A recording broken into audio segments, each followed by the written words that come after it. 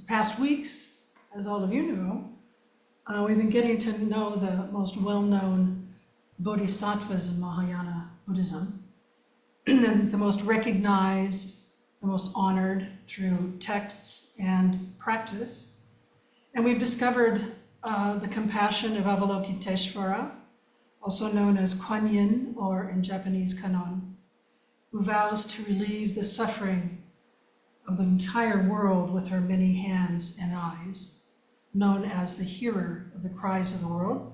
We also learn more about the wisdom of Manjushri, who cuts through delusion with his sword made of the wisdom of the sutras, the wisdom of the teachings. And Maitreya, another compassionate bodhisattva who is known to appear unrecognized in order to help or enlighten others, also considered to be, by Buddha himself, Shakyamuni Buddha, his own successor. And today we're going to learn a little bit more about Samantabhadra, who is called the universal sage by some, universal worthy bodhisattva by others, in the Lotus Sutra. And in fact, the last chapter, for those of you who have read through the Lotus Sutra, the last chapter of the Lotus Sutra is devoted to Samantabhadra. And just a note here to begin with about pronouns. You know, in India originally, bodhisattvas were genderless. But if they were given a male or female pronoun, they tended towards male. That changed as Buddhism and bodhisattvas came into China and Japan and so forth in those areas, and where they became more feminine, or both. So just going to get, one caveat to my talk today is that, I may say he, I may say she, I may say they. Please know that I'm talking about the universal sage, Bodhisattva Samantabhadra. He is called the shining practice, Bodhisattva, and he's also associated with action. So meditation and action. And he teaches us that wisdom only exists for the sake of putting it into practice. That it is only good insofar as it benefits all beings.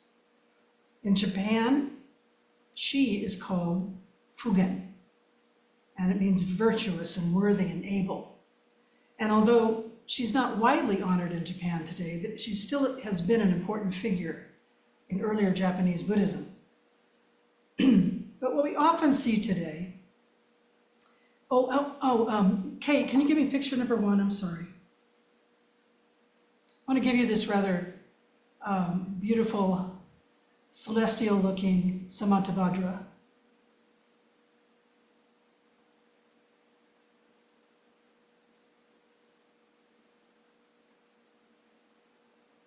And she is also often riding a white elephant, often with 6 tusks,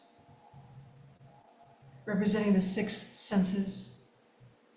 But where we most often see her today, and if I could have picture number 2, Kate,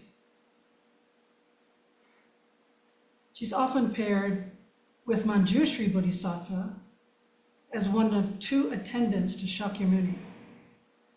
And this is referred to as the Shakyamuni triad. Very beautiful picture. So Samantabhadra rides a white elephant and attends the Buddha on his right side. Manjushri, as we know, rides a lion. And in this depiction, attends the Buddha on his left side. And in this arrangement, Samantabhadra is said to represent the Buddha's compassion at his right, whereas Manjushri represents the Buddha's wisdom at his left, those being the 2 complementary virtues that all bodhisattvas should cultivate.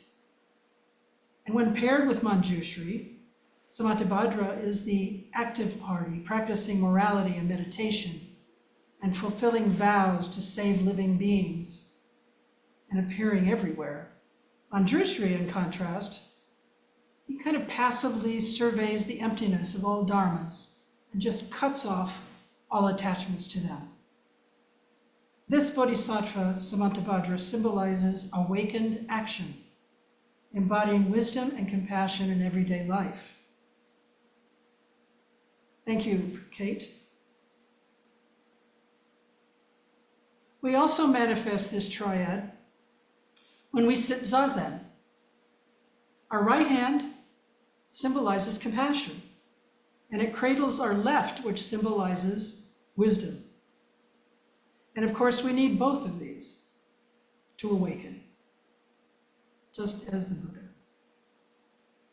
And here in the Zendo, we actually pay homage to the Bodhisattva, this particular Bodhisattva, in an important way. Because the core of Samantabhadra's aspirations, they call them, which are found in the Flower Garland Sutra, are called the 10 great vows of Samantabhadra, but they have come to be known as the 10 great vows of bodhisattvas. And they're still considered essential in Buddhism, and certainly essential on the bodhisattva path. I just want to briefly go over these. You'll see that they're pretty fundamental, even if you haven't seen them put this way. But these were written down about 500 years after the Buddha's death. But they are attributed to, in all cases, as far as I know, attributed to Samantabhadra. So the first three are showing gratitude towards the wise ones. So paying homage to the Buddhas, glorifying the qualities of the awakened ones, the Tathagatas, and making offerings to all the Buddhas. In other words, being generous. And the rest of the 10, the other 7, relate to what we ourselves can do to awaken and how we can support the awakening of others. And briefly, they are confessing and repenting our misdeeds. Now that, to me, for us, is practicing meditation and living the Buddha way. We begin by being honest and open about ourselves. And it's this willingness to look deeply and sincerely at our actions and our thoughts that is pivotal to our practice. And it leads to a greater awareness of self and therefore of others. Another one is rejoicing in the merits and good deeds of others. We can recognize this as sympathetic joy. The Buddha talked about this a lot. Delighting in the good fortunes of others without any jealousy or envy on our part. Also, request the teachings of the Dharma. So here we are every Sunday. We listen to Dharma talks. We might attend retreats or workshops. We come to the Dharma through a willingness to be open and to transform, to look more closely at our lives and our world. And we do this by showing up. It's a very physical manifestation of requesting that the Dharma come into our lives. Number 7 is ask enlightened beings to remain in the world. We all remember that bodhisattvas, by nature, remain in the world, at least in Mahayana Buddhism. They remain in the world to support all beings. And so they naturally encourage other enlightened beings to do the same. Bodhisattvas are asked to study and follow the teachings of the Buddha and to respond to sentient beings according to their various needs. This is an important aspect of the Bodhisattva path and of Buddha's teachings. Meet others according to their needs and abilities and respond accordingly. Upaya, skillful means. And the last one, dedicate all merits to sentient beings that they may achieve Buddhahood. Does this sound familiar? This is important inclusion during service. In Buddhist temples, sanghas, monasteries, at home, here in Bodhi Oak, dedicating the merit of our own practice to others. And this vow, as Samantabhadra envisioned it and wrote it down, includes all the merits that we accumulate, from all the good, from all the compassionate thoughts and actions throughout each day of our lives. Samantabhadra expressed these vows as guidance for bodhisattvas, but of course they apply to all of us. they remain a path to awakened action. Action that has the ability to reorient us, to change our behaviors, and in fact, to change our lives, as many of us have experienced. And as I had mentioned, the last chapter of the Lotus Sutra is about Samantabhadra, and the title of it is Encouragement of Universal Sage Bodhisattva. And the story around this is that Samantabhadra traveled, one of these bodhisattvas that traveled a great distance to hear Shakyamuni Buddha preaching the Lotus Sutra. And he wanted to hear it and receive it directly from the Buddha. And he tells the Buddha that he wants to learn how people would be able to obtain the sutra after the Buddha's death. And the Buddha responds that one would need to meet several conditions. 4 exactly. I'm just going to share a couple of those. It says that the first one is you have to meet the condition of being protected and kept in mind by Buddhas. Well, this is obviously not something that we can choose, but rather it's something that's given to us. It's something we can tap into.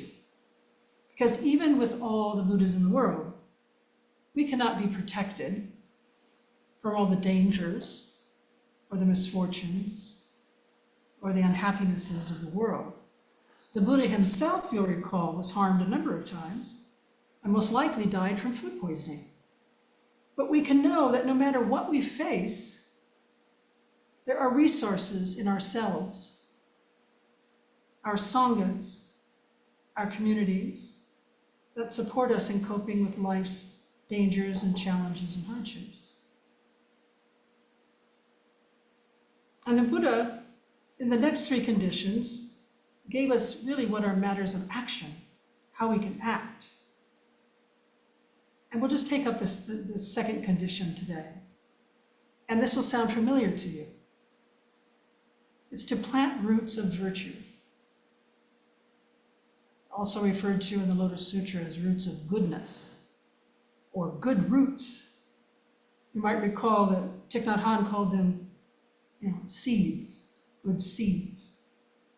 We might say simply that good deeds produce good effects. But I think more aptly would be that our actions have consequences.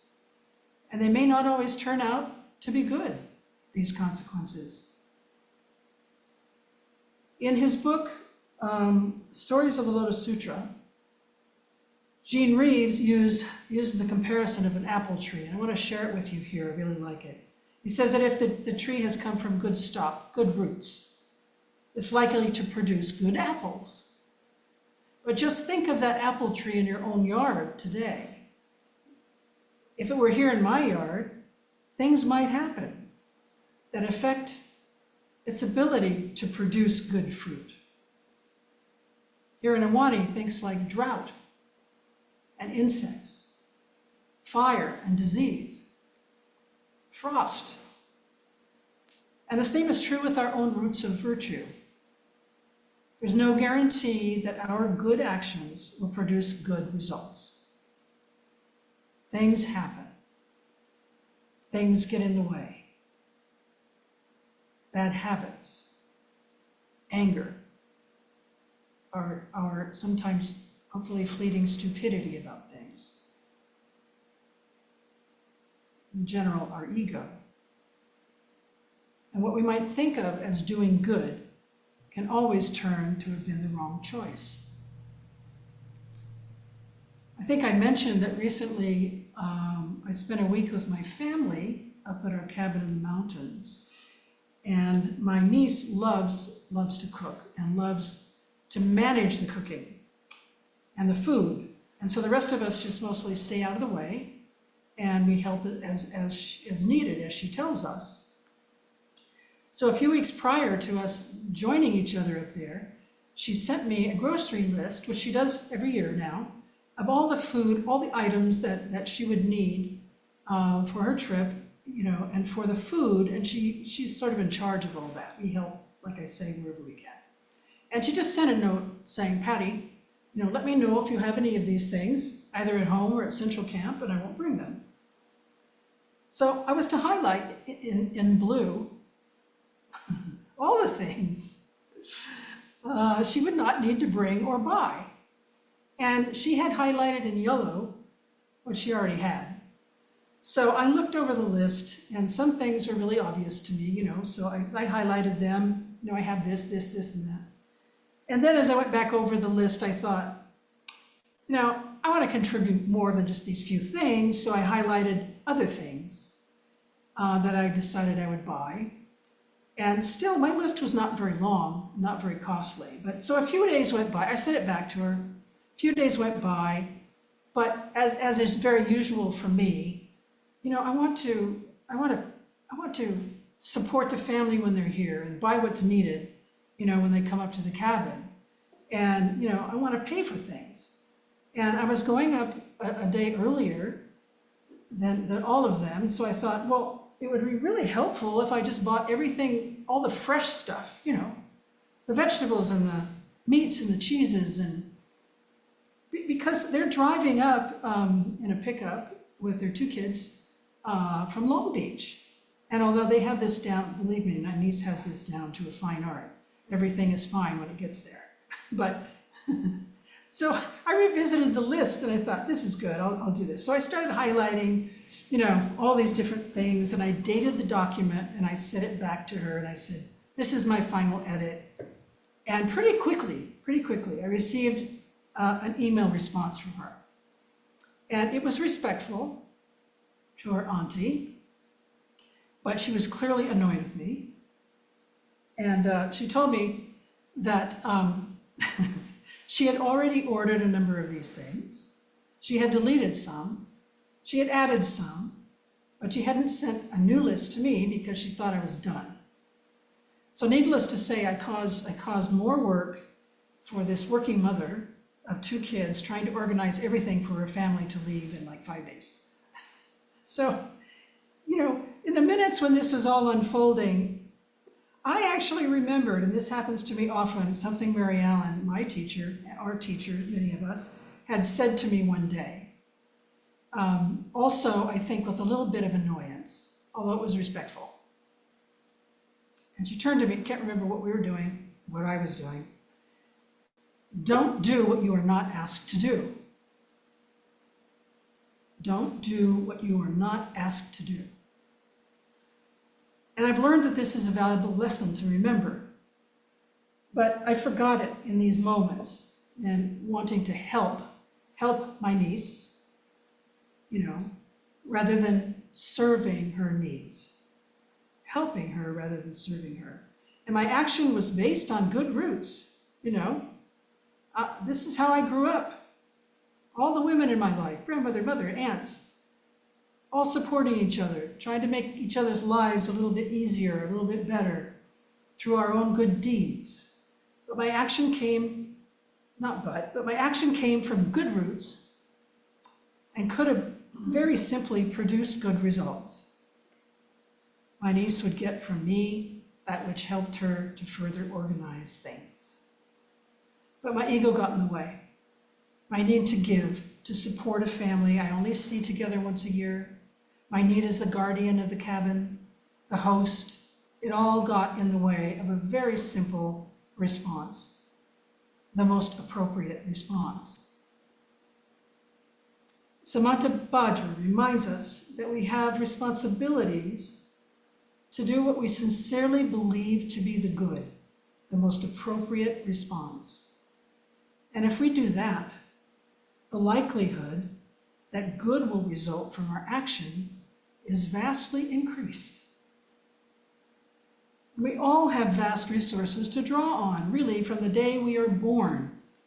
Resources given to us by nature, by our mothers and fathers, our grandfathers, our communities, our teachers, our ancestors.